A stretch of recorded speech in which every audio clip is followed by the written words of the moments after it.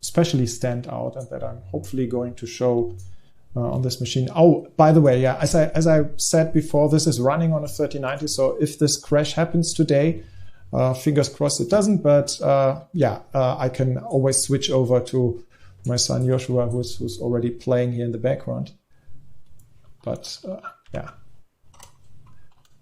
Okay, so this is my latest save game, my personal save game. I actually started over again just a couple of days ago. And this is with the Scientist game start. If you see the game starts here, you will notice, this is actually a little bit, ignore the stuff below special, but in addition to the base game starts, which are those here, you have also the DLC game starts from Split Vendetta and 2 new ones from Cradle of Humanity, and the Terran Cadet and the Project Genesis one. And a very common question that I hear from oh wait, I hear there's no game sound. I can turn this on again, I hope. Now maybe there should be some sound from the game itself. Is there? No. I don't. It's maybe just not loud enough yet. Anyway, so there's a very common question if you can actually play the new story of Cradle of Humanity with every game start. And yes, you can more or less almost all of it. There is a couple of exceptions, which is usually the lead into the story, which is special for a game start. So the different game starts give you obviously a different perspective to the universe. So if you start new, you will see a very fresh experience, and you will be coming from different sides. And obviously, the Cradle of Humanity ones being focused on Terran are now showing the new Terran factions. So there is one for the Terran main military faction, the Terran Cadet game start, and the second one is Project Genesis, which is about a second faction in in the Terran universe, if you will, the Pioneer faction. And both of them are interesting and exciting, and I can only suggest if you have the time, if you want to, it really is cool to start over and try those new game starts. But of course, most of the plot can also be played with your old save games and with any other game start. So what I did here when I tested with the latest iteration was I actually used the Accomplished Scientist game start, which is one that you unlock after you played any of the other game starts a little bit further. So it's not available, I think, from the start, and it already gives you right from the start, it helps you a little bit further. So the idea is that this encourages you to start over again freshly, because you unlocked it after you, for example, got a little bit more money and also explored a little bit more. I don't know exactly what conditions there are. I think part of the unlock conditions is also that you already got to the headquarter, because this game start not just gives you, as you can see here on the side, 250,000 credits and a pretty fast no-down ship already, but also it gives you the headquarter right from the start. And that is, of course, very important for research. So I will just teleport myself to it now. And talking of teleportation, that's one of the things that you can research in the game. So here's my headquarter, and it's still in Grand Exchange, which is when we come to another major new feature for 4.0, which is the terraforming, because it doesn't have to stay in this sector anymore. This is the location that you probably know your headquarter to be in, but you can move it from here later. So let's have a visit to Bozotar in the science laboratory. And those of you who have played the game before probably know our trusted friend Bozo. He's like a lead figure in the plot. I haven't played all of the plot, as you will notice, because if you know some of the other stories of the game, then you would maybe have seen other people in this big room here, which is a very central to the plot of the game. I don't want to spoil. I will in general not spoil much of the story of any of the stories of the game, but well, I will just say what I did in this game start so far is I played one part of the Terran storyline so far, and there's others from the original X-Form base plot and also from the split story that I haven't played yet. And basically you are free to choose the order of some of those, but some others are... Right now I'm watching the live stream on Egosoft's there are official conditions channel. How they relate to each other. The release and of the course game the most fundamental one is in general how you get so to the headquarter. I won't start streaming because until that then, is how you even though I then can, but I don't want to override research. official stream. And research, this menu here is very essential for getting teleportation and all of the other features that you can research in the game. And teleportation, as you see, I haven't been cheating here, so I was just doing the teleportation research myself, and I haven't reached the longest range yet, so I'm a little bit limited to how far I can teleport myself, but it's usually good enough with this range 1, which is already the second step. Yeah, base teleportation already allows you to teleport only in one sector, then this is a little bit further. And as you can see, there is a big new one here, teleportation range 3, because later this will be a new research project in 4.0 that will allow you not just to teleport yourself into all of your ships, but also to teleport the entire headquarter to other sectors. And that's the key to terraforming, because terraforming also happens through your headquarter. We will be looking into this next, and maybe Joshua, can you show us a little bit? I will switch over to my son's game. Let's have a look if I turn this off. So here's Joshua, and he will be showing us a little bit about the terraforming menu, and also, yeah. This is the terraforming menu, and in general, terraforming, as you know, is a huge thing. Obviously, terraforming is not a little economic investment. It's something that requires enormous resources, and actually, like you would imagine, normally it would take many years to finish. We've sped it up a little bit. It doesn't take years, but it's still a big effort in our game, and definitely not something you do in the beginning of the game. But once you do have researched it, and you do have your headquarter in the right place, you can start these projects and invest in different of them. You see there's multiple ways to reach goals.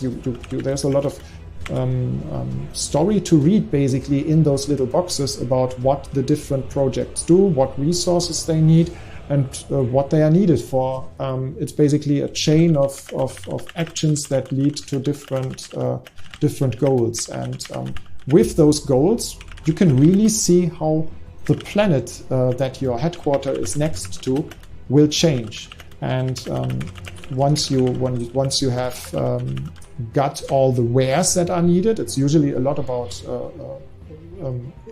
economic investments, so you need a lot of resources for this, and you see that the headquarter in this game start also has a lot of storage for this reason.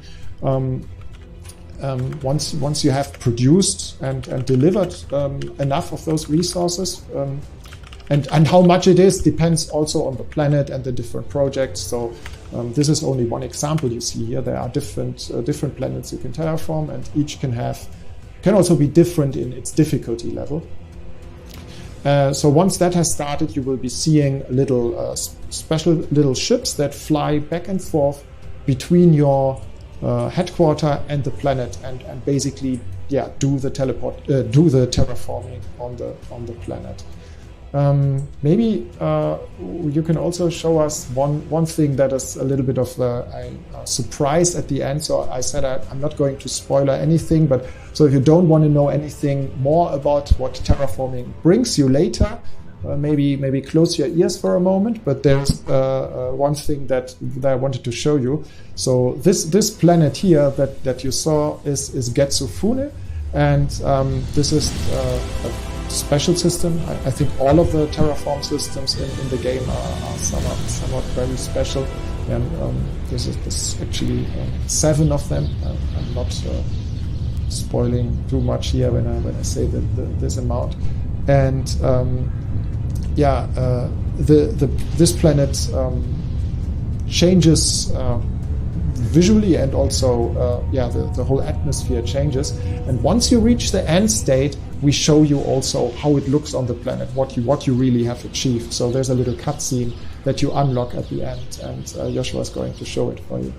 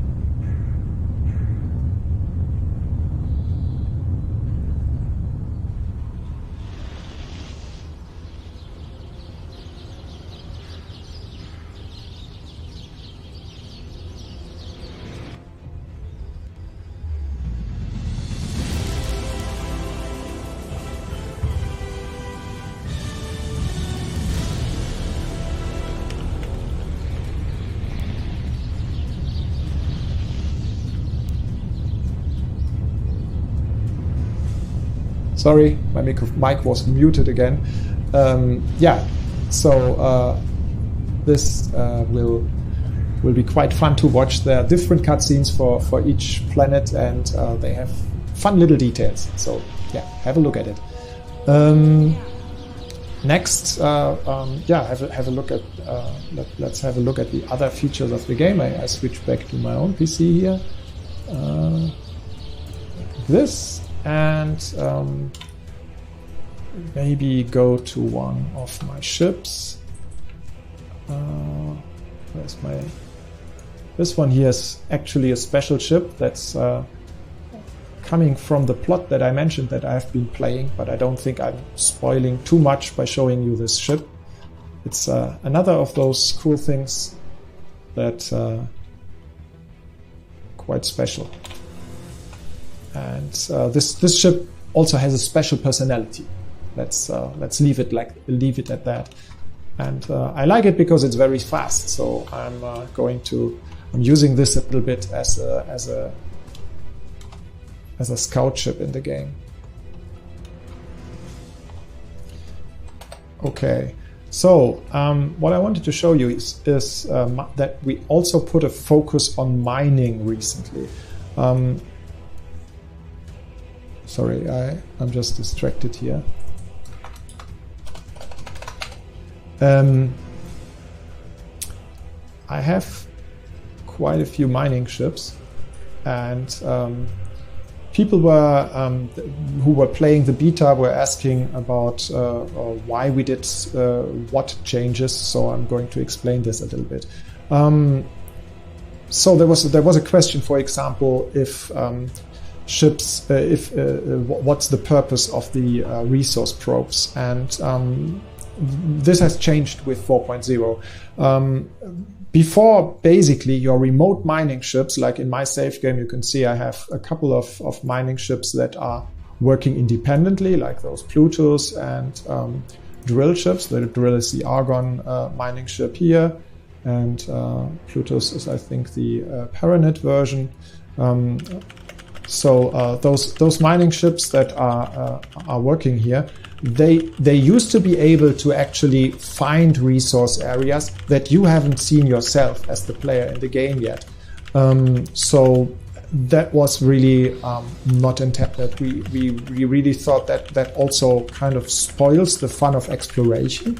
So what is currently the state is that mining ships will only use resource areas like this one here that you have explored yourself. And in addition, you can place resource probes to show to yourself, but also to your miners, what resources and how many resources are there. But people misunderstood this as that they have to place too many of those. That's not the case. You don't have to have multiple resource probes in every region for miners to go there.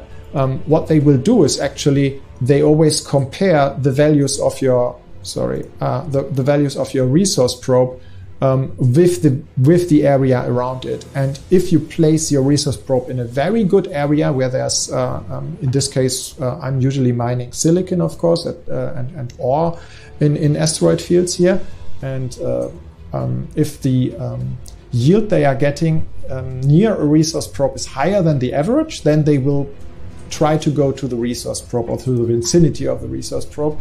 But as soon as they have drained the yield in that vicinity, they will spread out again. So it's not like they will. You don't have to maintain this. You don't have to remove the resource probe or anything like that. So this whole behavior has changed. What also has changed is that you will find the dynamic of resource areas is much greater now. So there is a higher chance that you will deplete a region if you do massive mining operations, not like I'm doing here with a couple of M ships only. I also have a couple of more mining ships assigned to the headquarters. So the headquarter in my case also has, I can show you this here in the build, also has a silicon, you can see this here, has a silicon wafer production. So it also consumes, here in the station overview, it also consumes silicon. And that's why I have assigned mining ships to it. And so they are working for the manager of this station. And in my case, all for the headquarter. But this changes the behavior of the mining ships a little bit, because in this case they basically get their commands from the manager, but it's still the same base principle. You can improve their efficiency by placing resource probes. You still need to know or need to find resource areas first, and especially the sector in which they are. Not necessarily every single area in there, but you need to have been in the vicinity. Another thing that's related, which is of course super cool, which is new, I already mentioned we worked a lot on menus, and one menu that is really cool is this transaction log here and the player information. So up here you have the player information top menu, and then on the side you see this, the order here has changed a little bit. It's grouped a little bit more logically now. And in the category here you have the transaction log. And a transaction log can be zoomed out or zoomed in. So if you click on show more, then you see how your funds are developing over the long time, and you see more sample points here. And basically whenever you make your investments, like here before, this is when I built my headquarter expansions, and whenever you give money to the builder ships or to the manager of your station, then this will go down, of course, and it goes up again through mining in my case, or basically now whenever I'm transferring money back from the account of a station. And by the way, this menu is not just this was the global version of this menu, but you also have, I believe, here in the station overview menu. So that this is the logic. We call this the logical station overview. There is something from the plot. I don't know if you can hear this, but I think the sound is not. Yeah, you cannot hear the sound from the game, do you? Let's see. Maybe I can turn up. the game sound again.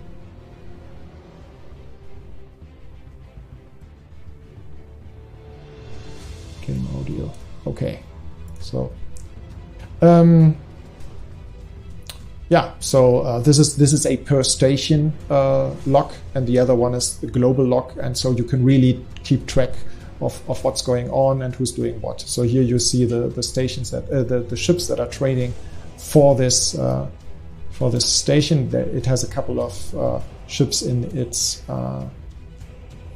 trader group. These are S ships currently. They are normally not very good for trading. I just basically placed them there. I needed them for another purpose, and because I didn't have anything better for them to do, I just put them in the trader group of the station. They are not very good fighters, so basically this was just my parking place for those ships.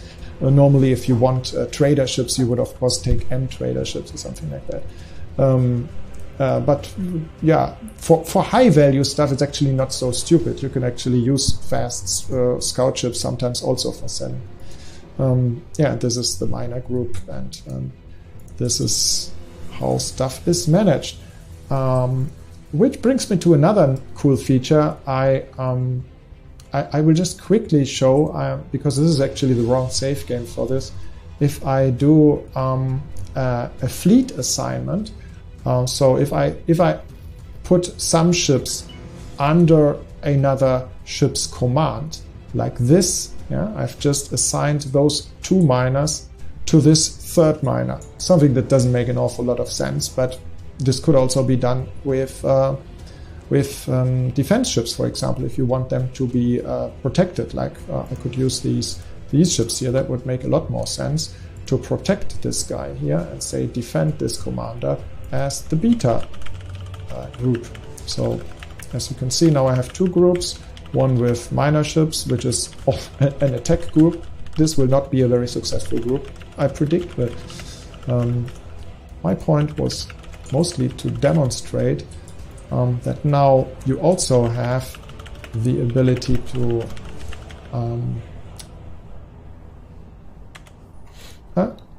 okay, this ship is probably a bad example. Doesn't work with this one because it doesn't really, because it's a mining ship, I guess.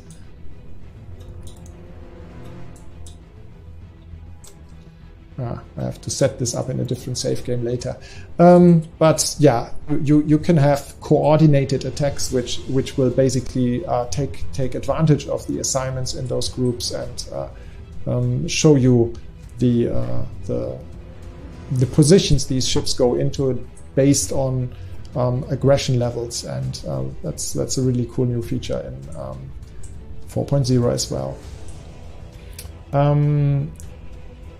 In the meantime, maybe I can already... How much longer do we have? Oh, just 10 more minutes until the game is going out. I'm already lagging far behind with the time. I have 2 more guys from the team that want to say something to you. So let's first start with a little surprise appearance by the friendly Boron that you have seen before. Let's see how I can do this. This is Bozotar, who has something to say to you. So, Mr. Tar, what would you say is the most frustrating part of your work? I would have to say a rather high mortality rate for my subordinates. Shields critical. May I have your attention? No. I am detecting a small number of scattered navigational devices in your general vicinity. Scanning them might lead us to valuable information. Hidden treasure. No. Ancient artifacts. That was the 3rd assistant this week.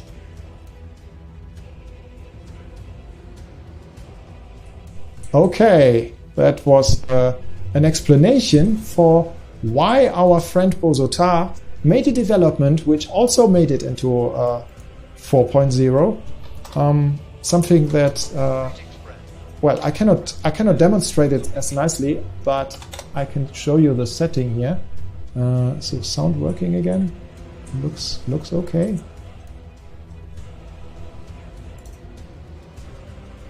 yeah, as Bozo said,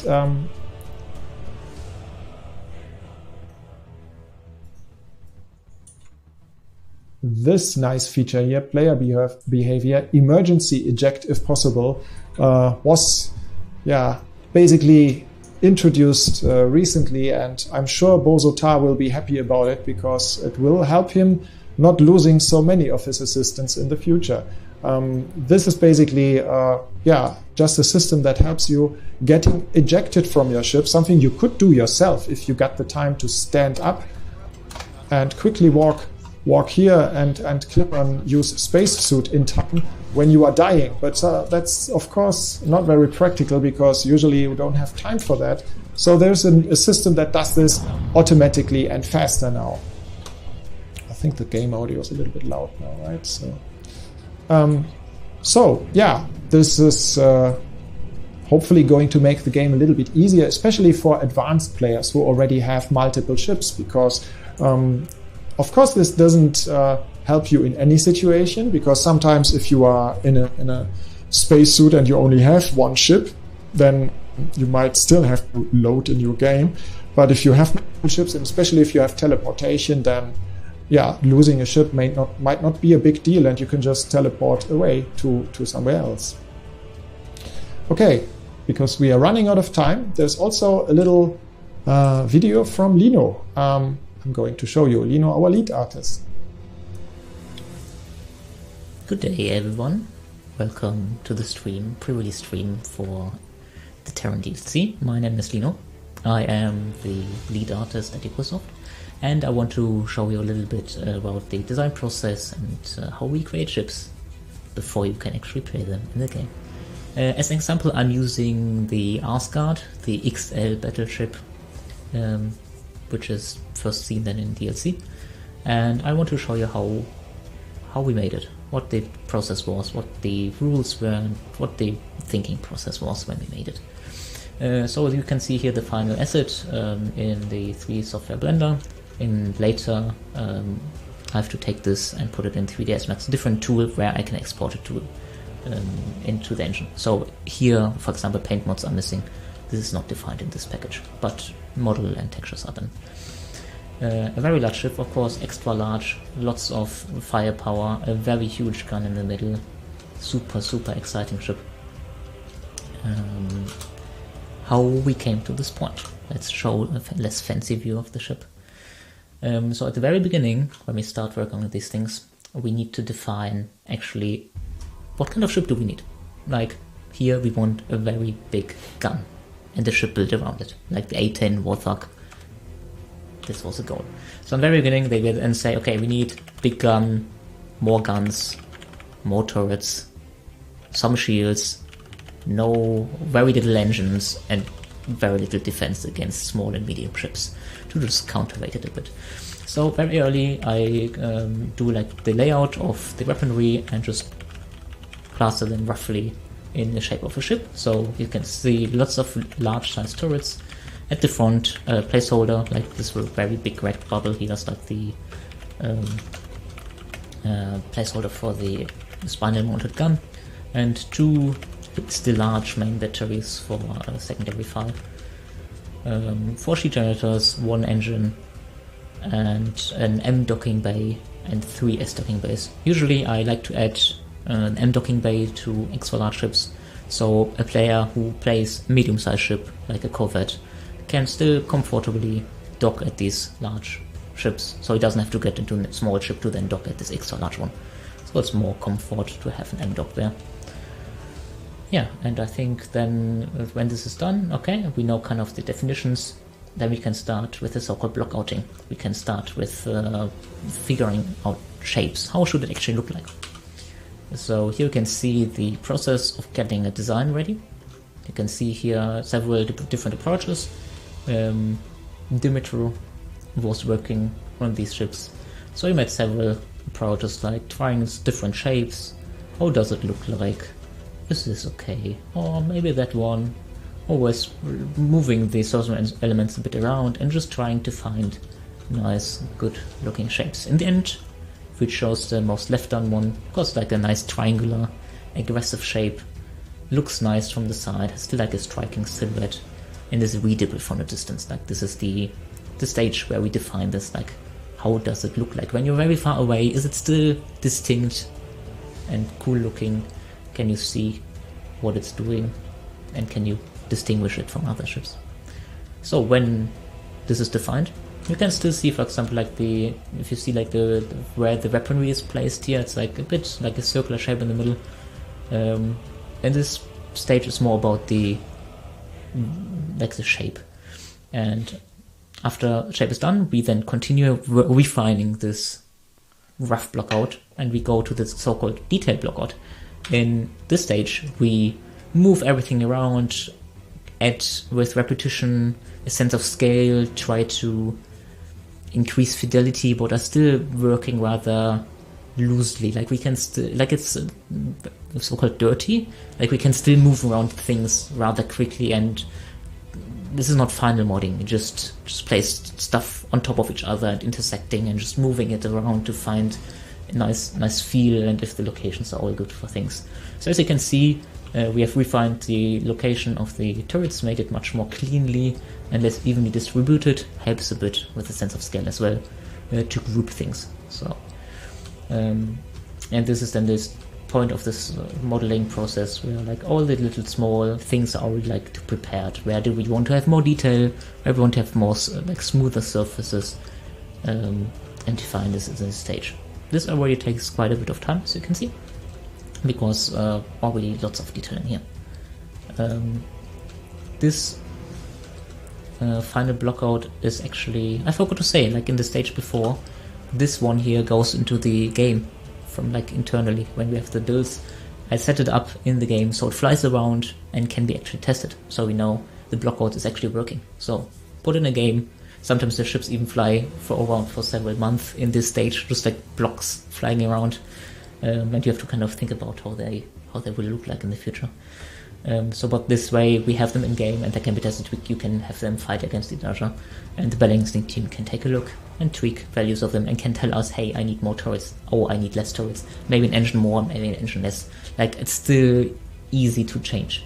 So after quite some time, when we have then time to continue working it, the detailed blockout is made. And the detailed blockout is then either, if we decide we want to finish it in-house, we just continue working on it and do it like it's supposed to be, or like how we usually do it. Sometimes we also outsource these things, like in this case the ship was outsourced. I gave this to Jonathan, he's working for us. So he got the detailed blockout, and his task is then to just texture it, clean it up, like this dirty modeling has to be refined, cleaned up, and of course adding more detail, more definition when you're really close up, all the small stuff. So the last step was then where we started with the small stream here, is then when we can see like how much more detail was added. In texturing, of course, adds more finite detail, but also modeling wise we get so just more definition and more love into the asset. So yeah, and this is then the final mesh with final texturing. This is then taken from this software into the other one, where I have to then define the paint mods. I have to define where player logos are located, the ID numbers on the ship, I have to put them. I also have to do the light setup, animations, LODs, the rack, everything is set up and then export into the game, and then the ship is done. Like, this is the entire process from the first ideas to the sketches to the blockouts, detail blockout, and final modding. So yeah, I hope you can take a look at this ship when you're getting close to it and not getting destroyed by it. Maybe fly around and just explore how much love and detail we put into the assets, and appreciate the amount of work we put into these ships. I hope it's worth it. I think it's worth it. Thank you for tuning in. Enjoy the DLC. It's a good one, I promise. Stay safe, stay healthy. Bye bye.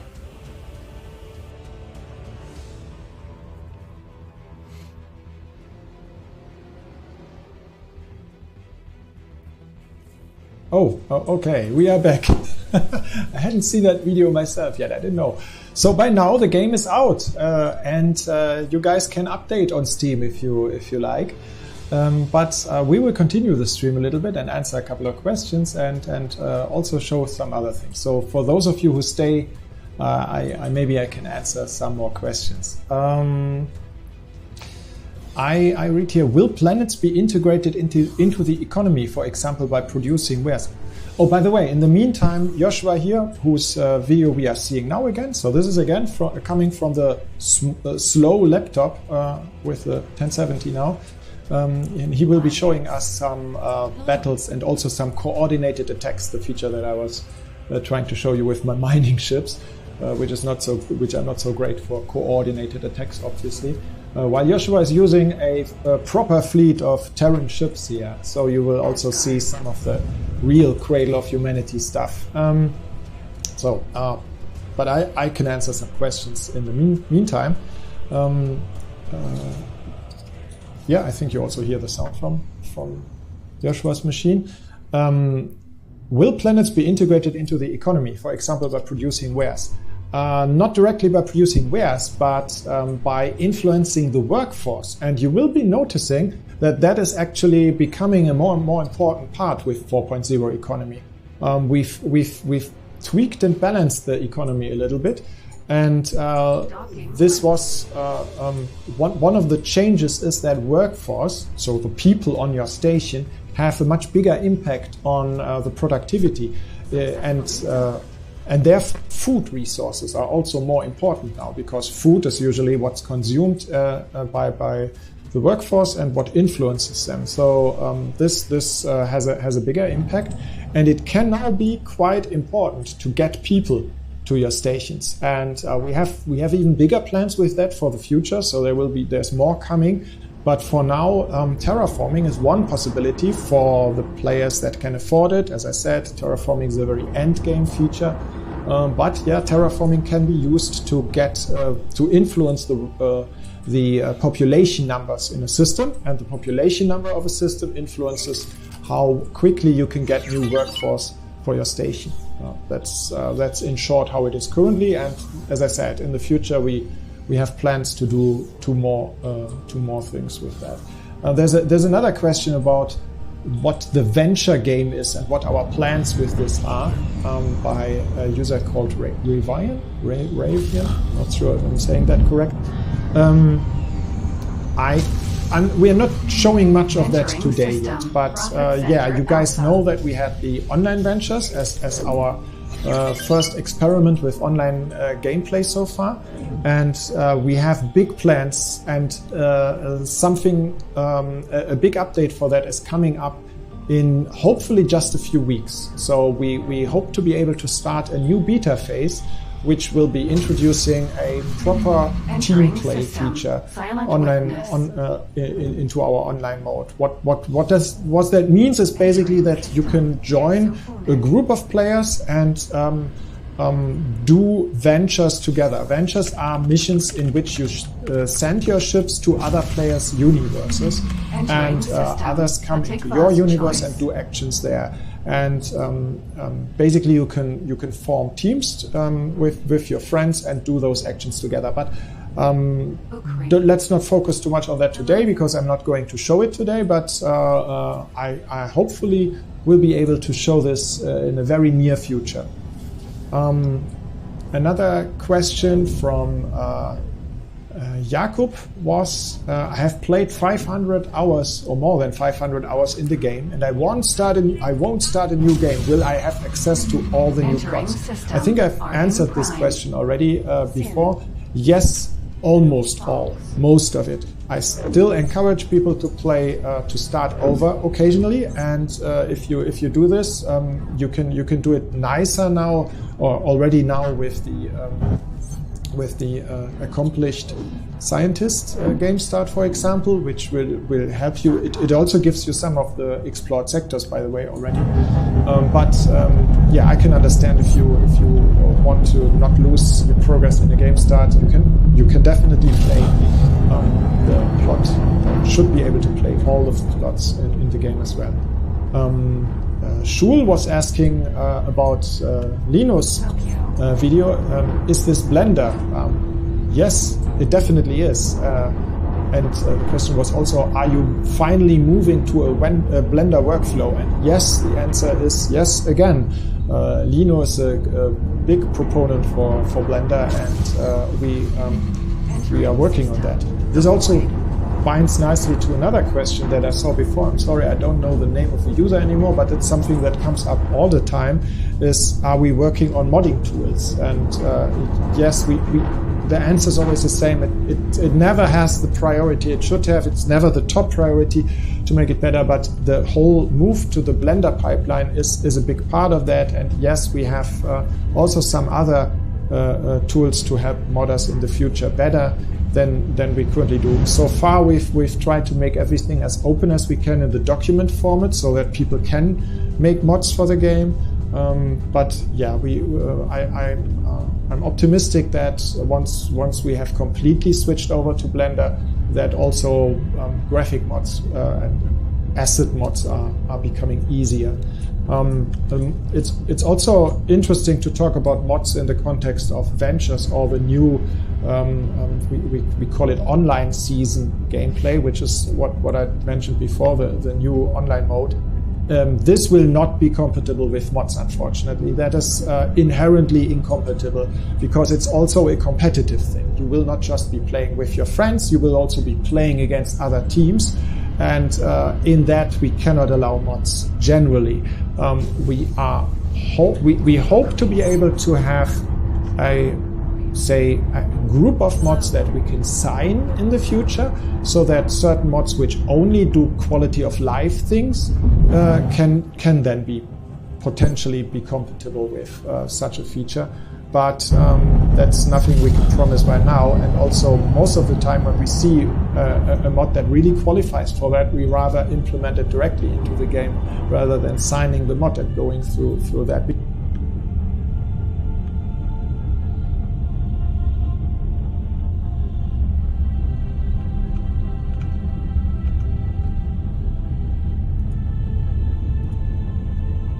Playing some of the videos I made last year to explain what X4 is all about. But after that, I will come back and answer more questions. So if you guys have questions, fire them, and I will answer more in the next season. In the meantime, for those who don't know X4 yet, please have a look at this video here. The first one is about trading, and there will be 5 more altogether. 6 videos. Oh no, wait, this is the wrong one. Before I started, just a moment. Move this one. Yeah, the first one is about trading, and yeah, 6 altogether, and we will answer some questions after this one. Hello everybody, and welcome to another video about X4 Foundations. In today's video, I'm going to try to explain and list basically all of the things you can do in X4 Foundations. And that sounds like a pretty big video, because yeah, the game is about basically simulating an entire universe and allowing you to do everything in it. So I'm going to break it down by player types, by typical players that play our game. And this starts with the 4 main categories that we always have on the top of our box: trade, fight, build, and think. But I'm going to extend it with 2 more categories, which are explore and strategy or strategic gameplay. Of course, no real player is just one type. You are always a mix of all of those things. So even if I am just calling a trader and a fighter and a builder and all of those other categories, you are of course always a mixture, but everybody's a different mixture, and you can choose yourself what type of gameplay you prefer. So first topic, individual trading. Individual trading really means you and your own ship trading wares between stations, and that's really like the fundamental activity that you know from other space games too. And for that, all you need is really one ship with container storage, and that's like 90% of the ships in our game have that. The only exception are mining ships and resource collectors, because they have solid or liquid storage, while all the others have container storage. So yeah, basically the ships that you have at the beginning are able to do that. You land, you open the trade menu, buy wares, fly to another station and sell them again. That's individual trading. Next step after that would be creating trade orders. And that's if you have more than just one ship, you can actually send other ships doing trade runs for you. And you do that with orders. The order menu can basically use for everything. We will be coming to strategic possibilities of that later. But of course, for trading, this is just trade orders. And it's based on so-called offers. So all the stations in our game make trade offers, and you can just collect them by flying past stations in the universe and assign offers to your ships. Orders get queued. So when you open an info menu for any of your ships, you will see the behavior menu. And in the behavior menu, you have orders and the main behavior. The orders is basically a list of things that the ship does in one after another, and trade orders are very typical things. So if you tell a ship to go to one station, buy something, and then fly to the next station and sell it, these would be 2 orders in that queue. And you can queue as many as you like. You can also have it mixed with completely different orders like exploration or fight orders, but a typical trade ship would just have these 2 types in that menu. The map is your first place for finding trade offers. And when you zoom very much in on an individual station, you will see for each station the offers that it has. This is buy offers and sell offers. So when you want to buy something yourself, you are looking for the sell offers of a station. When you want to sell your stuff, you want to look for buy offers of other stations. And when you zoom in on an individual station, you see exactly that. If you then zoom out on the map, you will accumulate more and more offers together. That way, you can easily identify the cheapest sell offer and the highest buy offer of a station. So these are the ones that are normally most attractive to you. So as soon as distance is not so important anymore, you can zoom out further and further and see better and better offers usually. The map can be dropping for some reason. A click on anywhere in any of those little boxes, and it automatically will filter only for this particular ware. So even if in a neighboring station that identical ware might not be among the best ones for buying or selling, it will now be prioritized. And the further you zoom out, the more offers are accumulated again, and always just for this particular filter. Kill the stream for now. What is, you said you can't get it to work smoothly on your 40-inch. What's it doing exactly? It's not the size of your screen that's the problem. But I might be able to help you fix it if you can tell me exactly what it's actually doing.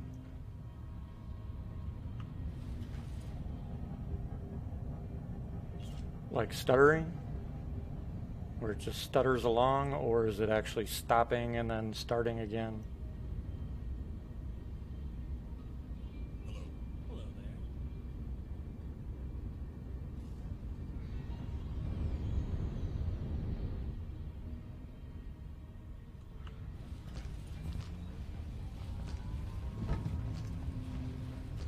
I'll get back in my ship quick.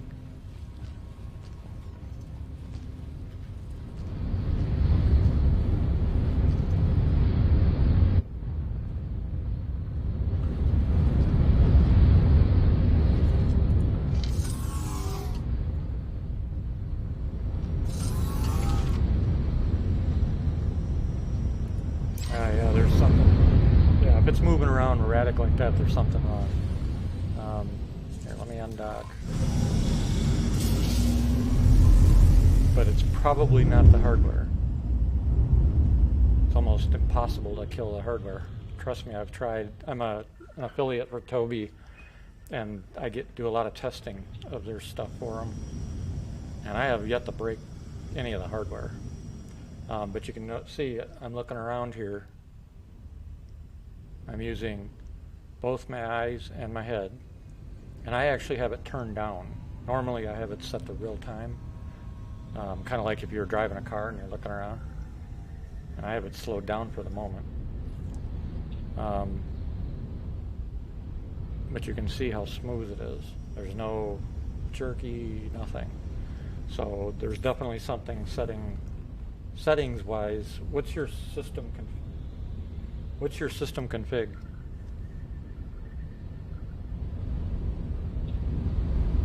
Yeah, hold on. Pull up the settings.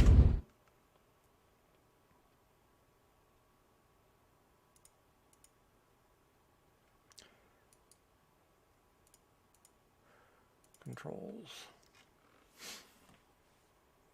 What I highly recommend when I recommend this to people is when you're setting it up the first time, set your head tracking first by itself. So just select head tracking first. Set head tracking to where you want it to be. Get everything set perfectly for head tracking. After you get head tracking set, go to gaze and just set your tracking just for your eyeballs and get that perfect to where you want it to be. Then after you do that, you can go to combined and see how it works together. So I actually have mine slowed down right now because I'm doing another test for Tobii for an engineering change in the drivers they're making because of eye blink. It's so sensitive that it'll pick up your eyes blinking. So they're making a change to keep the sensitivity, but an algorithm change to help with the eye blink so it doesn't pick it up so easy. Let me know when you got your screenshot. All right, let me show you some of the differences. For example, I'll go to eye tracking or head tracking first. So for just head tracking, this is just head tracking. By the way, I don't know if anybody's noticed, but my weapons track with my movement on a Tobii. The weapons moving are where I'm looking. And you can lock up targets, and you can fire that way too. Of course, the gimbals only go so far. So it's not like you can look to the side and shoot. Wherever the gimbal can go, though, you can function. And I have my limits set pretty good. And I can go side to side, roll the whole 9 yards. Let me change this back to what I normally use. Let's see, rotation, position factor. I want to increase that back up. Increase that. Rotation, smoothing. I'm going to increase this.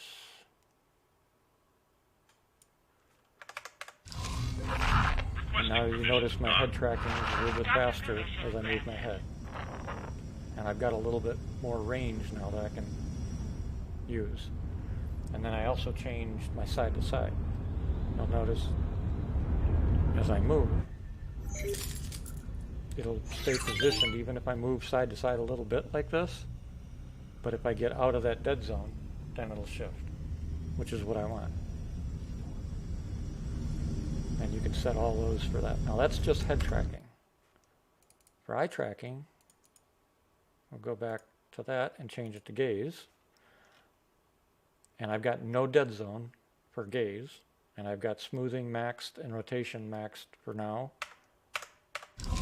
And this is head tracking no longer is active, only my eyes. And I've got it very limited right now for my eyes. But if I go in and I change that and bring my smoothing down, let's say to that, and I'll set my rotation to there. That's just moving my eyes. Now, of course, that's not I mean, it's playable, but it's like, holy cow. So, yeah, that's a little bit too much. And that's why I recommend highly you set them separately to what is comfortable for you. Let's try that. That's better. And you'll notice with separate, just my eyes, the gimbals will track that way as well. And then I use, once I have my settings, I switch it to combined. And I can change those settings again in combined to tweak it even further. But usually I find it's right where I want it. And now I can look around with my eyes in my head, and I'm set to where I want to go, or the way I want it to be. And it makes one heck of a difference when you're in combat. Oh, that's the difference. I'd reported a issue to Egosoft, and I just realized, so it was functional. I just realized how to repro a bug I was showing them. Notice I'm moving side to side, and my dead zone's not working. There should be a dead zone. It's when you're in combined mode, because he tested it in gaze and he tested it in head only modes, and it works fine, which I just did. But in combined, it's not dead zoning. That's the problem. Okay, I'll have to update my report to him. Anyway, I don't normally sit over here like this, or over here like this, but I want a dead zone, so if I wobble back and forth, you know, it's not, I've got a little bit of leeway there.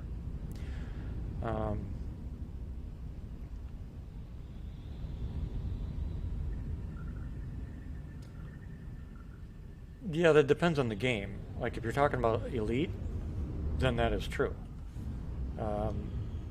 Because you'll look or gaze, but in Elite you can also turn that off too. So it's not just, I guess I better request Docking granted.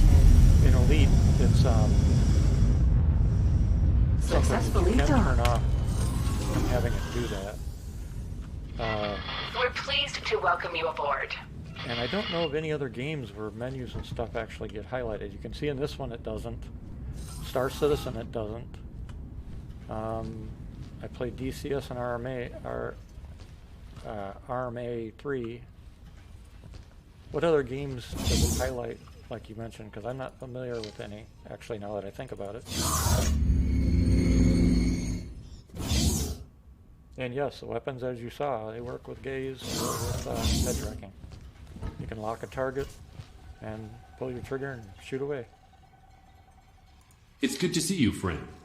Many among us have been watching your work with great interest and FPS. wanted to reward you for The only it. game I use As FPS such, mode I'm with a pleased to Tobii present you with a new is rank Ghost as a Recon token of our appreciation. and Of Star course, Citizen we will also some. reward you with Now Star benefits. Citizen I don't use These FPS benefits mode are much linked yet to because your they have rank. So, no way to tell they the would be difference lost between where you're should you looking turn and where against your feet us. are. But given how But Ghost you have helped us Recon, out in the I use past, it in that, I do and I not use see it in that being RMA no real 2. worry. hope I you haven't seen the find highlight these though, rewards so I'm fitting not to the sure what work that you've is. done, and that There you must are be a able setting to or make something? the most of them. Because where I look and expect whatnot, some it of our doesn't highlight organizations anything. to reach out to you for help in the near future. Once again, Vermintide, we really Assassin's Creed, appreciate what Deus you Ex, I have don't done play. for us so far. We look forward to working with you more in the future. Good luck out there. Those are 3 I don't play. It's good to see you, friend. Good luck out there. It's good to see you, friend.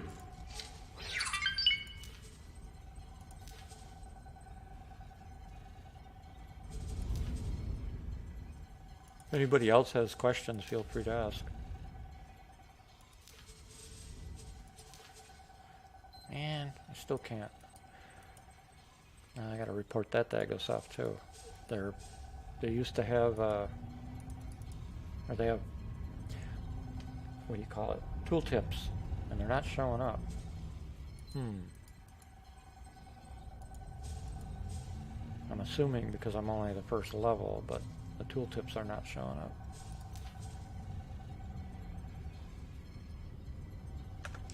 Good luck out there. Once I reach level 20, I'm sure they'll appear. But they should appear already.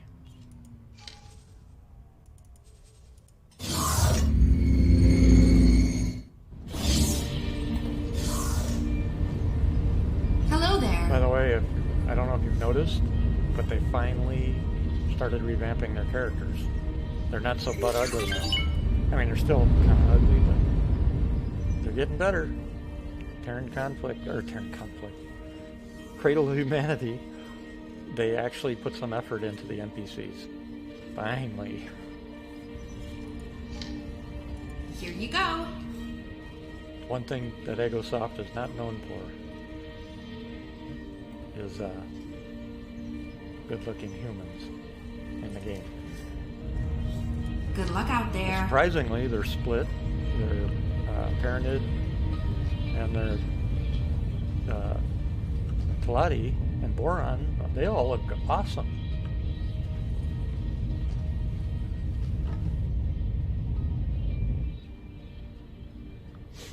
Yeah, no, it's once you get it hooked back up, if I'm streaming, just if you come into the game, come into my stream and let me know you're up running, but still, if you're still having a problem, I can help you. I'll walk you through trying to get it functioning right. Because there also could be something else going wrong. Also, make sure what I would recommend when you install it, if you already have the software installed, uninstall the software and download the latest versions and then reinstall it. That'll make sure all the libraries and everything are up to date. Hello there. It's got green hair.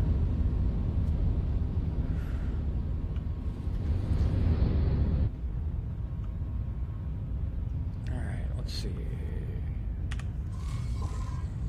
missed his ride, so let's go give him a ride.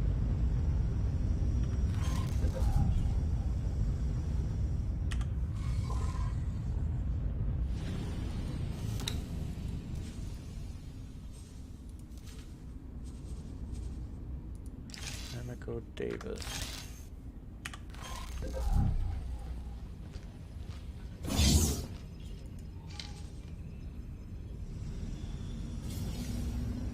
Doesn't say where he is though.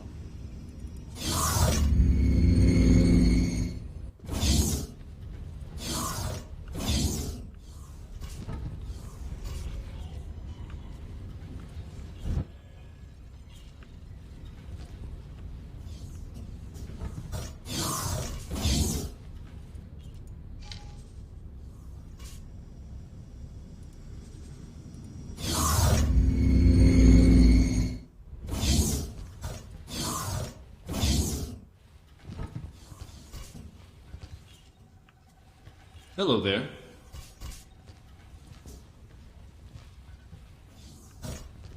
Looks like there's missing some door entry sounds there too. Minor bugs, but that's to be expected on new release, so.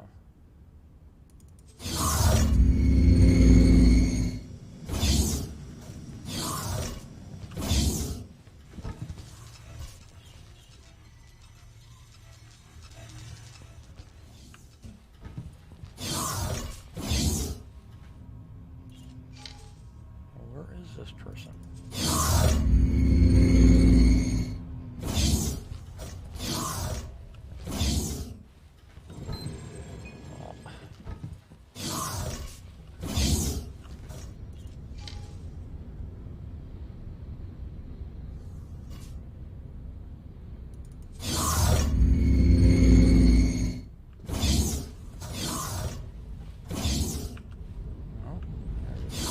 Here.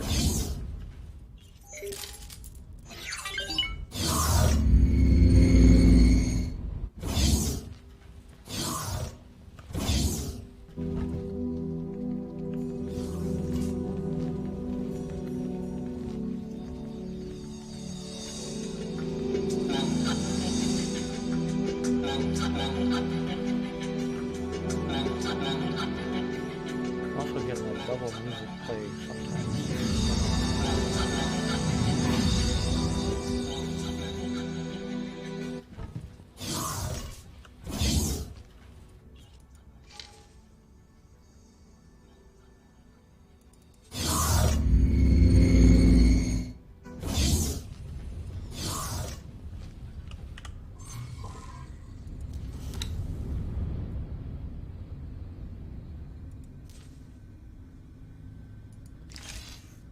wonder. I'm on the wrong station.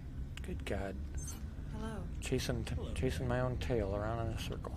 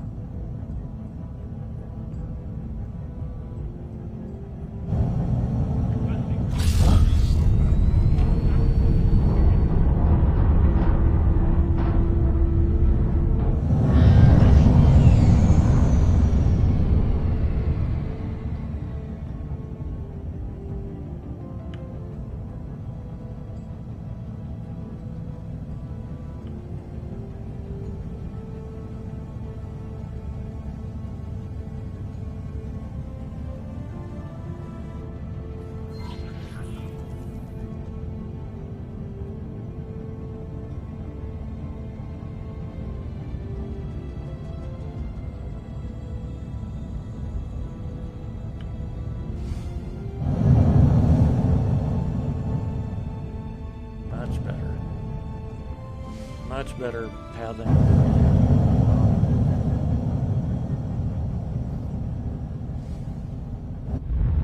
Nice. Nicely done.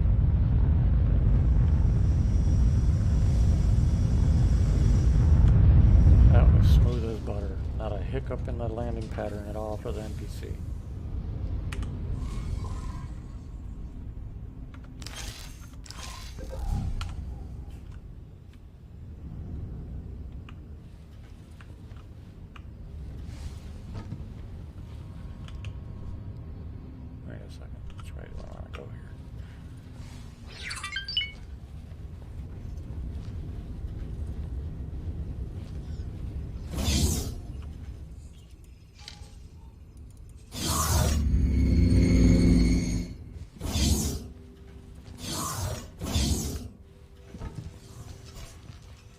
Hello.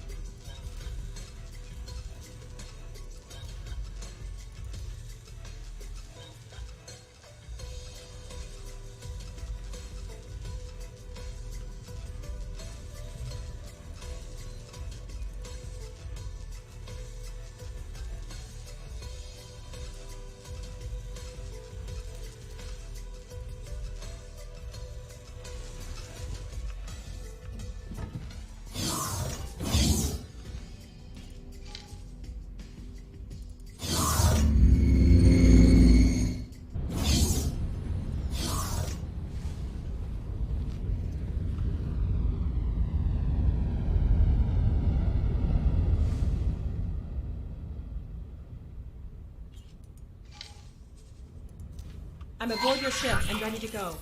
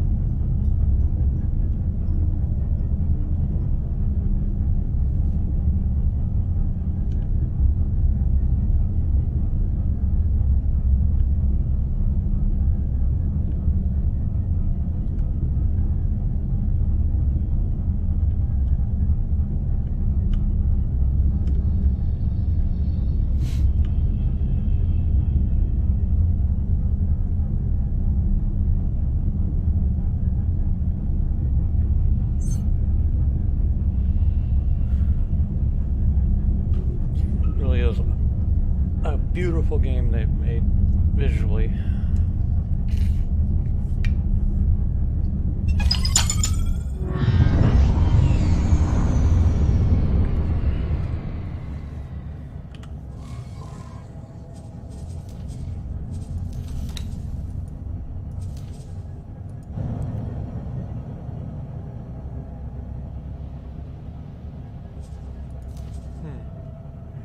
Okay, so now what's going on here?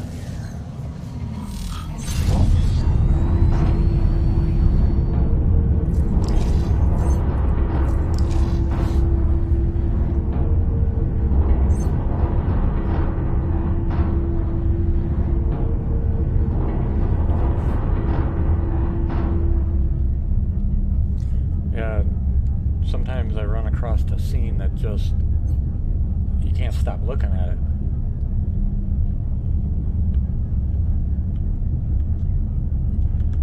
I've been having a lot of fun.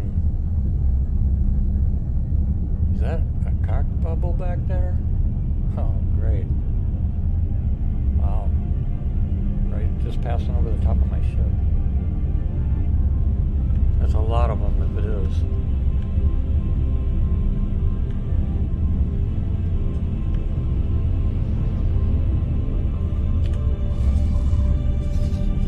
See, that would have been too my ship. So somewhere over in this area.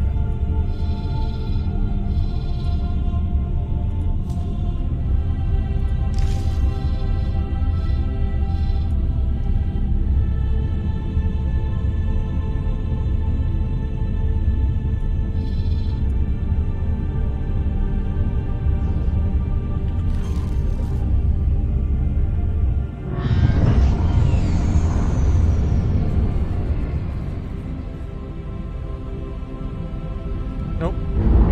After I got into, whoa, mid-air collision. Damn. No, I've never bought VR. Once I got into the Tobii, I've seen VR, but I have never owned it. And I hate wearing crap on my head.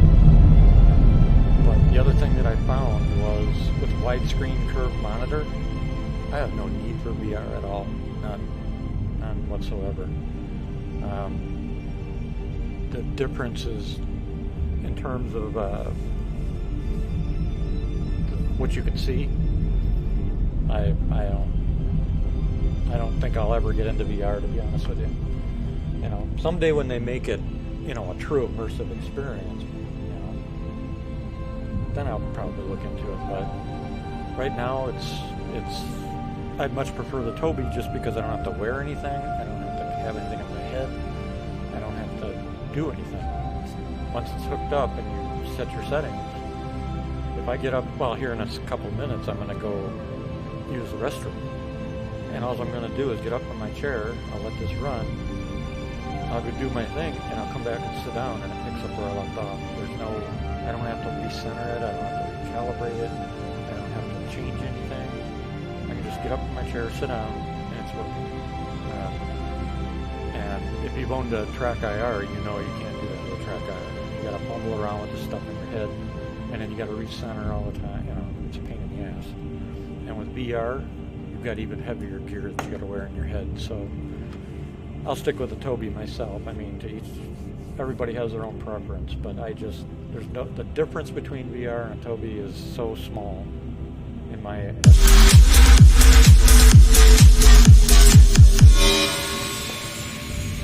Thanks for the follow, by the way. The difference is it's not worth the investment into VR as far as I'm concerned at this point. I forgot what I was going to say. There was another thing too about it.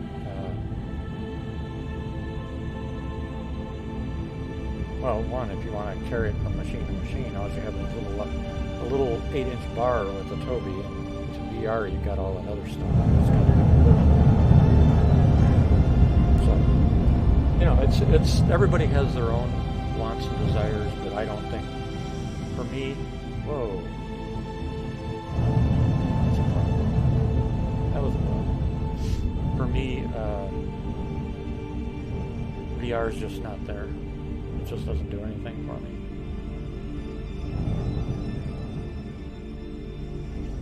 I'm distracted watching to see if we can replug it this time. Nope, it's going to land properly this time. Right through the ship the last time. That's the other thing I really like about Pegasoft is you get them a bug, or to repro it or show it to them, and they fix it right now. They don't waste time. Some are harder to fix than others, but for the most part, they take care of the bugs right away. There's a bug that I reported just a couple of days ago, 2-3 days ago, and I see they've already fixed it. For the release build.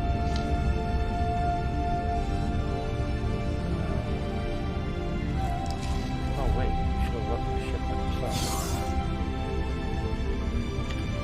Let's make sure it did.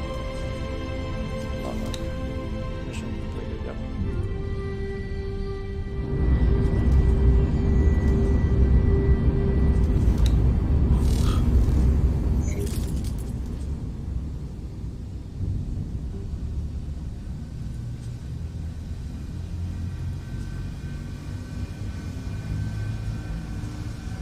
Body trading station transfer.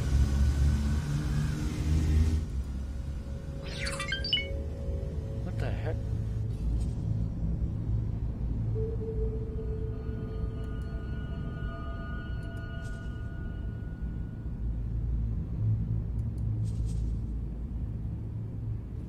Why would I transfer 63 million credits to a body trading station? Entering system. The Void.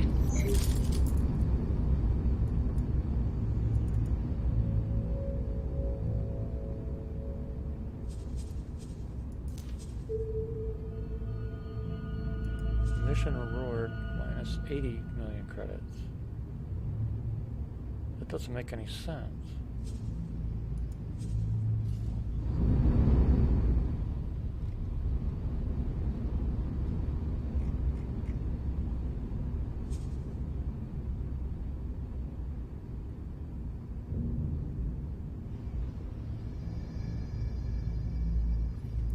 The green are my income, what I've made off missions or trades. The red are expenditures that I've made. So like if I order trade goods, like this trader medical supplies, that's how much it cost me. Space Hab transfer. Oh, that's for the license I bought. Oh, wait a second. I know what that's for. It's for the modules I bought. Or maybe it's not.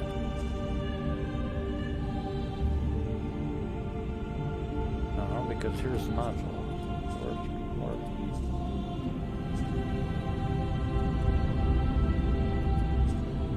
that's for ships that I bought. Okay, that's ships I bought.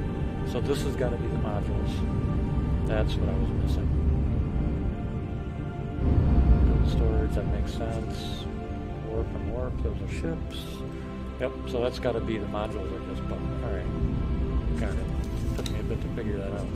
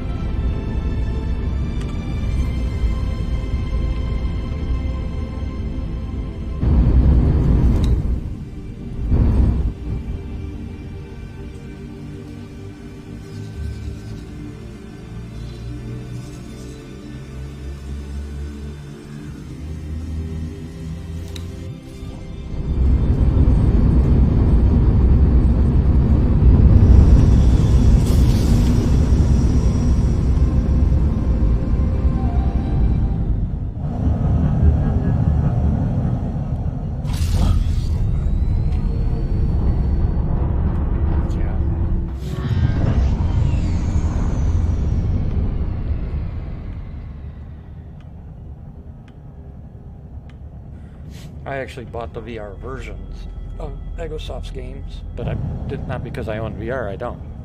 I bought them just to support the devs. So, I mean, they're one small company with one product, the X series. So they have something. I support them. I mean, when you figure I started playing their game in 1998, that's a long time ago for me, and I've stuck with them since the first release of X Beyond. Actually, soon I have another channel that I'm starting that is going to be for old games. I mean, really old games. And once the channel's ready to go online, I'm going to be playing X Beyond, Extension, some of the really old games like that on that channel.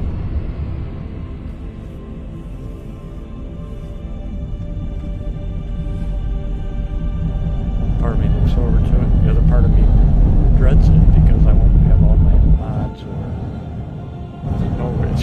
it's nowhere going to be as easy to use or play like X4 is now, or even the X3 series itself. I don't play with a lot of mods either. I play with mods that add new ship types. I play with a mod that changed my cursor to orange because I can't see the default color due to military injuries to my eyes. So the color Egosoft uses I can't see. So I had to change my cursor to orange so I could see it.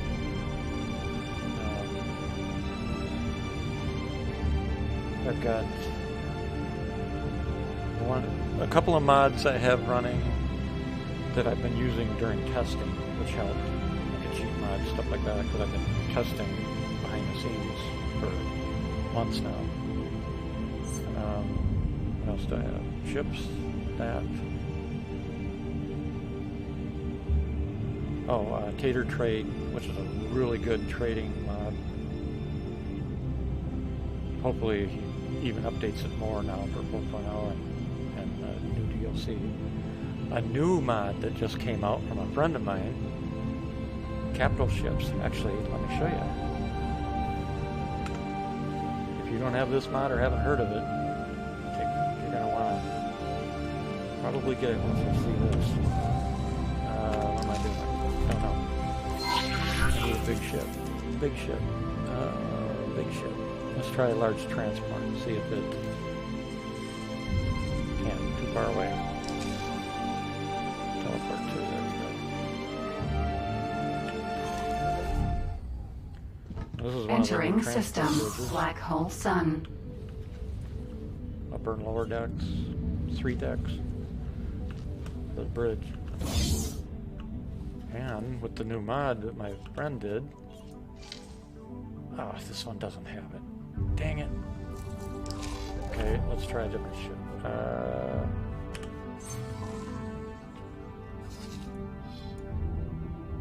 That didn't have it. That didn't. Gas, medium. Let's try the construction ship. See if it's got it. Entering system. We found something out here.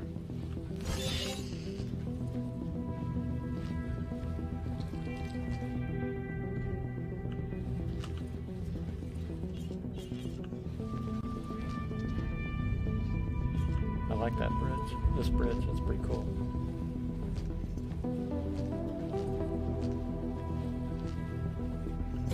I actually hadn't seen that before. And it doesn't have it either. Doggone it. I need a full-size capital ship is what I need. Let's see. I don't own one yet.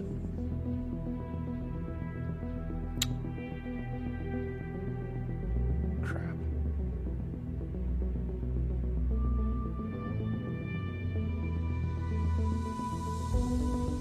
Oh, damn it. Well, basically what the mod does is give you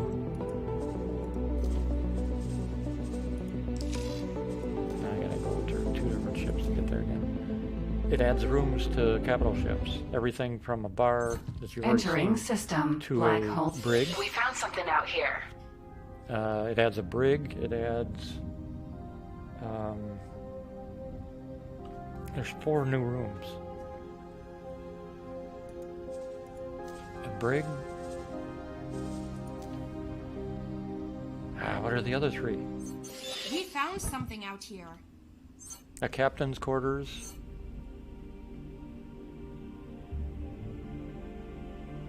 And a couple others. I can't remember what they are now off the top of my head. And they're nicely done too.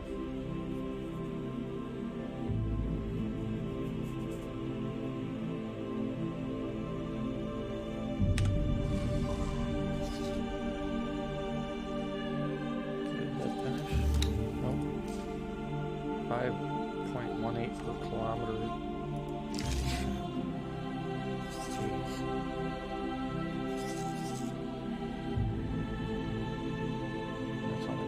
What did I say? 5 point. Oh shit. It's gonna have to be one heck of a yield.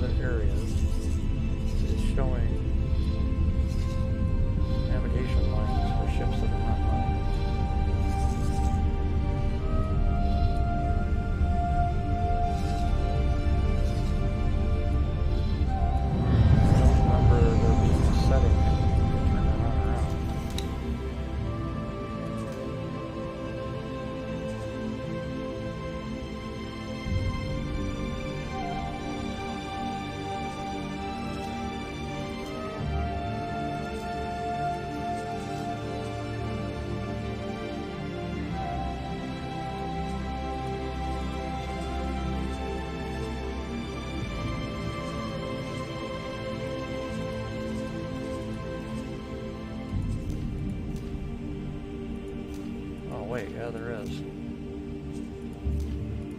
Okay. Huh. I wonder if that was there before. I just never noticed it. Interesting. Good thing I looked. Learned something new. I don't remember ever seeing that before, though.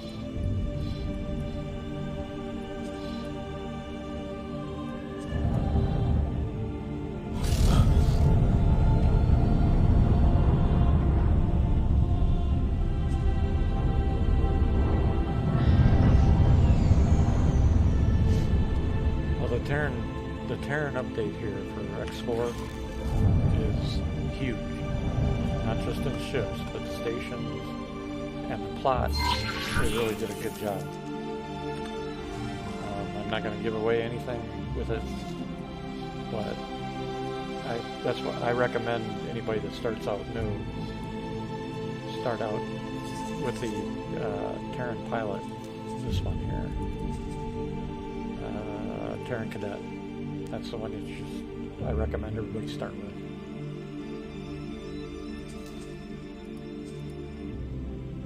It's a good storyline and a lot of things to see and do. Alright, so that didn't take either.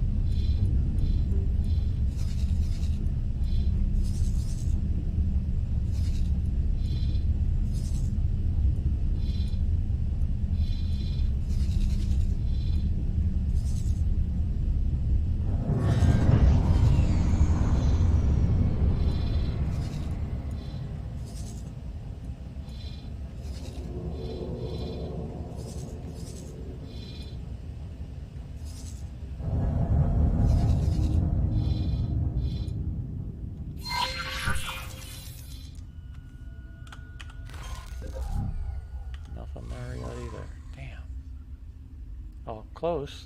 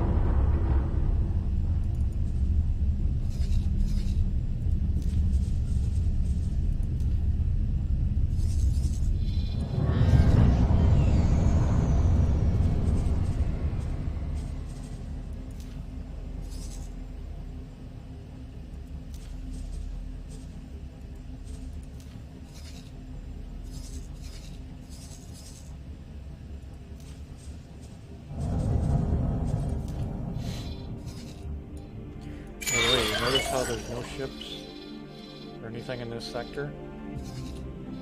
That's why people have problems with their ships stopping and doing nothing, and why there's no economy. And now you notice I've laid satellite, and all of a sudden there's ships. And the stations are no longer subdued, now they're nice and bright. What people don't realize is you have to lay satellites to keep your economy rolling. Without the satellites, your ships have no idea where to go. They have no feedback, and the only way they can get feedback is by you manually using this update trade offer command, where they'll go into the sector and they'll manually go through the stations to see if there's anything worth buying or selling. But if you want your economy to keep rolling smoothly on its own, you need to set up satellites, because then the satellites periodically query all the ships and the stations that are in that coverage, and that way your ships can automatically trade and move around and mine and do whatever they need to do. Although it was nice to hear in the video today, I've been laying, I thought the same thing worked for mining, so in like areas that I mine, I laid mining beacons up, in different places in the sector. Apparently we don't have to do that. We can just lay one, and it covers the whole sector, and ships will compare like what is in this area for this mining beacon to other areas without there having to be a beacon placed, according to what Egosoft said today. But when it comes to satellites, you definitely have to have coverage.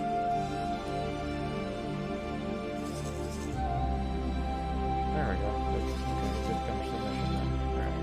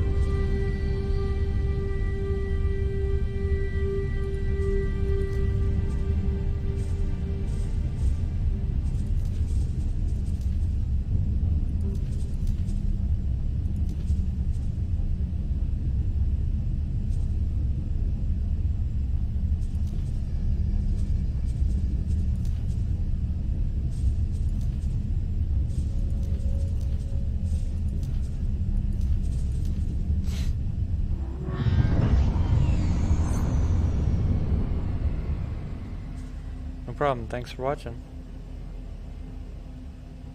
It looks like you're probably already gone.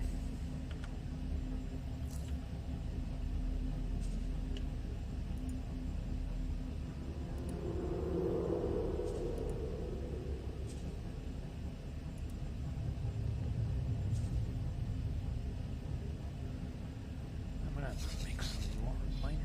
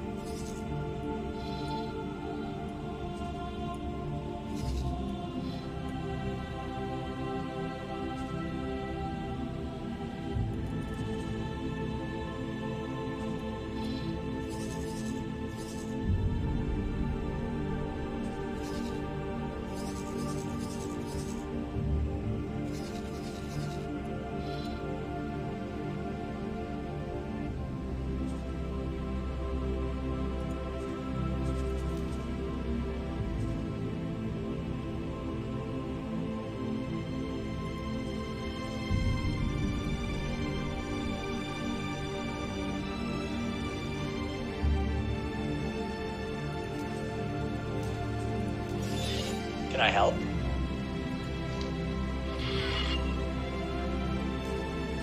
Can I help? Sir?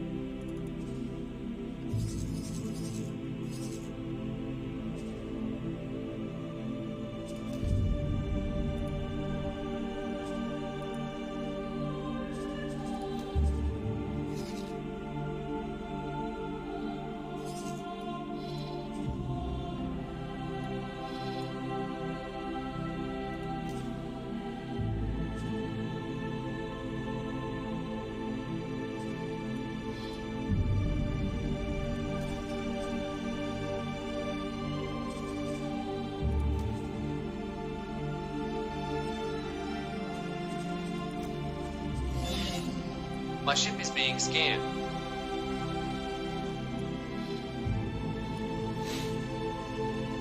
I have a bad feeling I'm gonna have to start over. Damn it. I've run into 2 problems.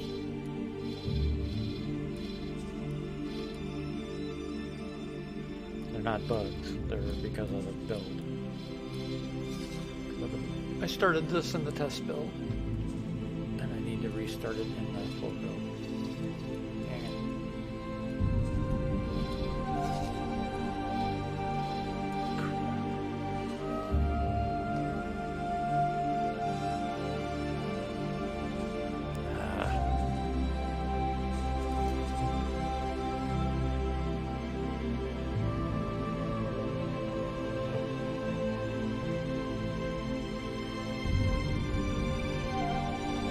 Alright, bear with me, I'm gonna have to restart. Let me make sure I'm updated. Dang it. Oh well.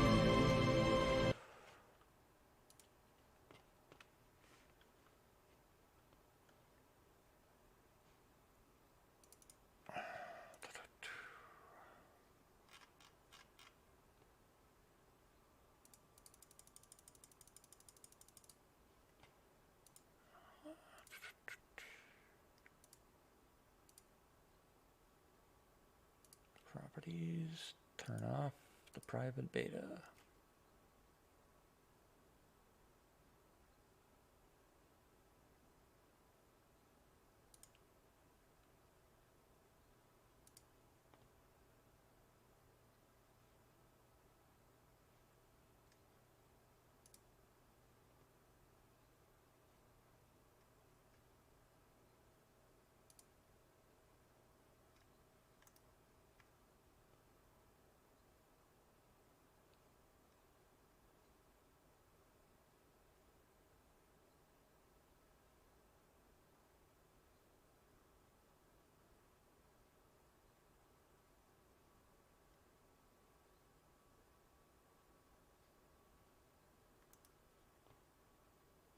Interesting.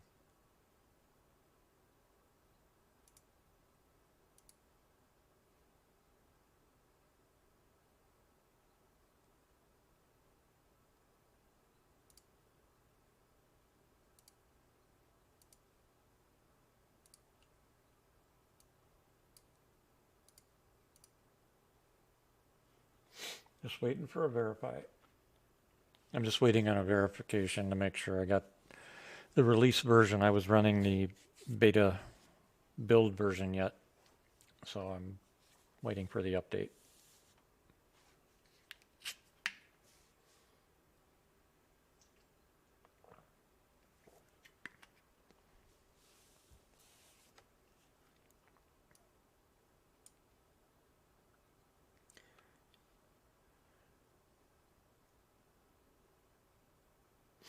Come on, come on, come on.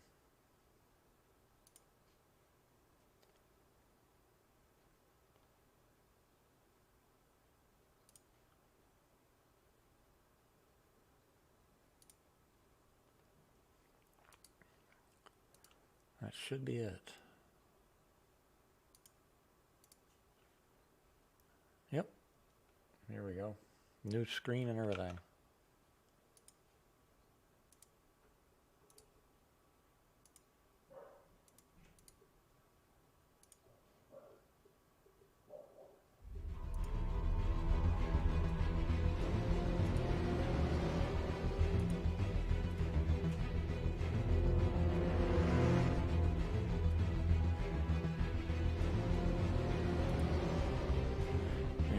Check my German Shepherds quick. I don't know what they're barking at, and then I'll start.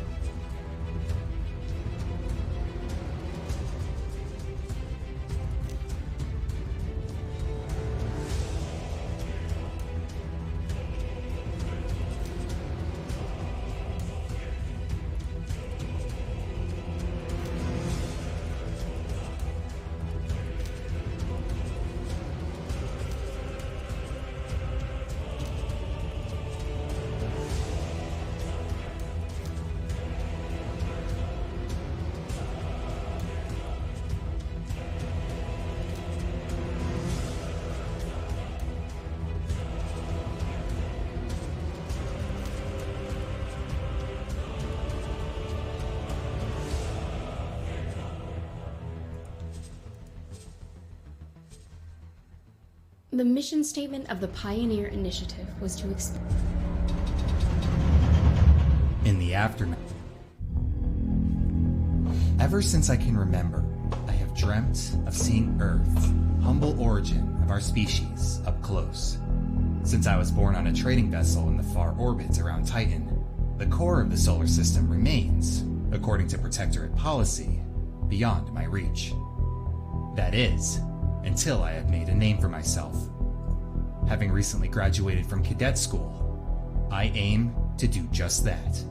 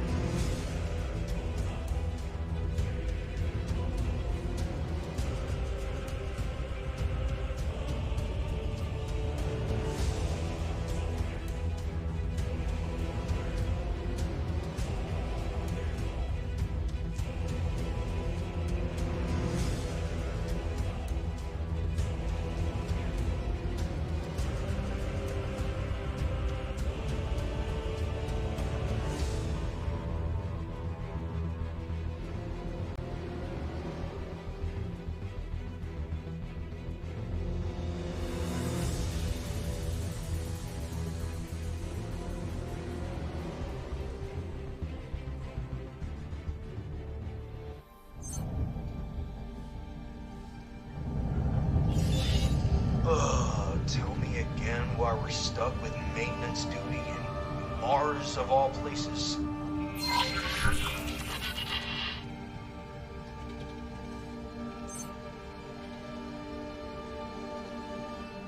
If anyone's gonna attack our backyard.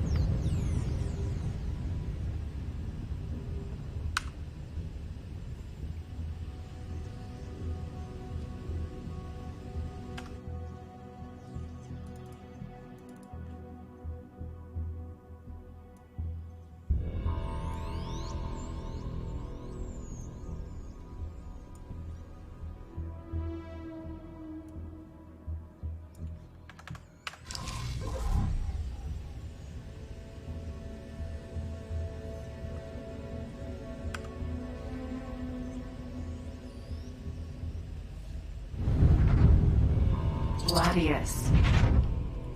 Satellite. This one's fine. Go check that satellite over there. I'll just head over this way. Satellite.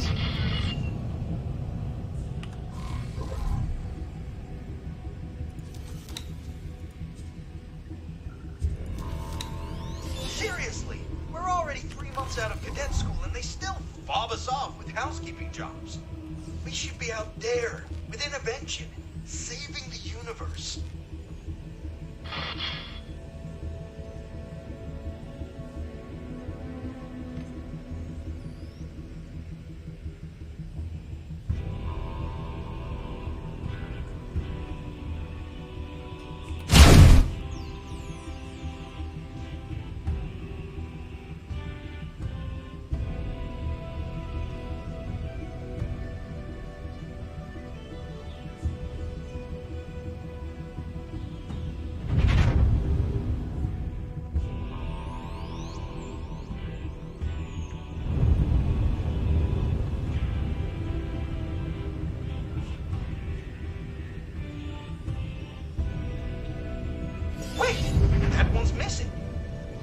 Is it? Mission Command says to just deploy a new one. See? They don't even care.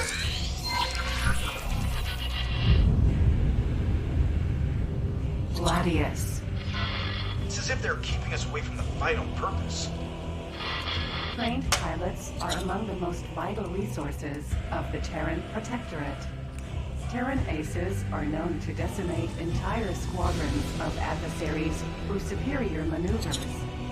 You, by contrast, have none of these qualities. Gee, thanks, Nellie.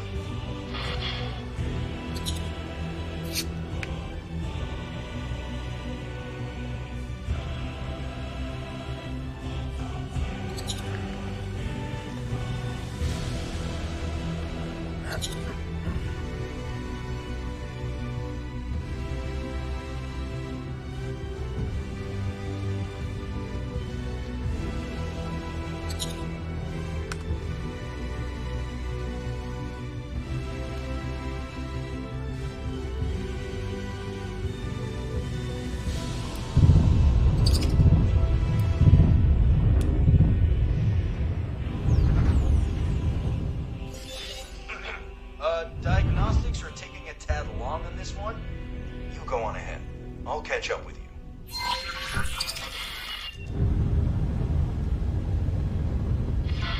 I guess we're supposed to show off our superior maneuvers to these useless tin cans. Feedback forwarded. Typical.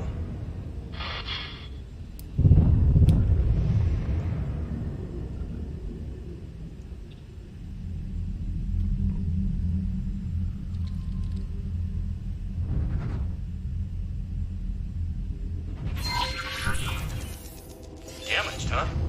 You'll have to get out of your ship and repair it manually.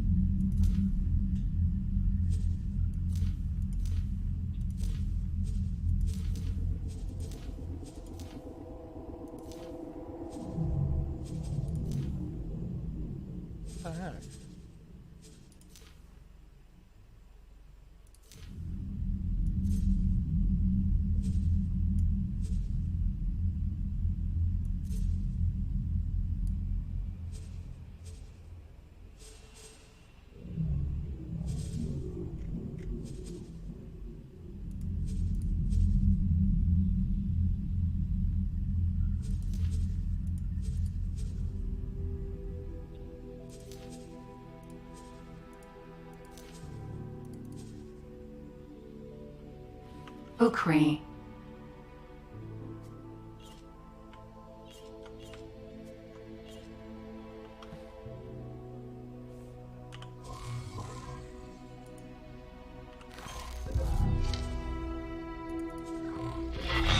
Yeah, that that one's completely trashed. And it looks like it's been that way for 13 Earth days, 22 Earth hours, 9. Damn! Just goes to show that nobody cares about this place. Mayday! Mayday! We have a critical engine failure in Mars sector. This Botany Club. Dead in the void. I repeat. A distress signal! Mission Command, we have a civilian ship signaling distress from the outskirts of the sector. Apparently they're having some sort of emergency. Engine failure. Permission to investigate. Mars doesn't do accidents, Cadet. Permission granted.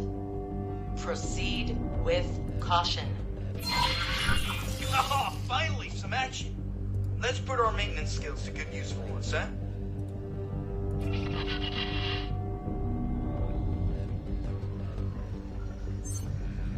Now, how did that long-range scan work again?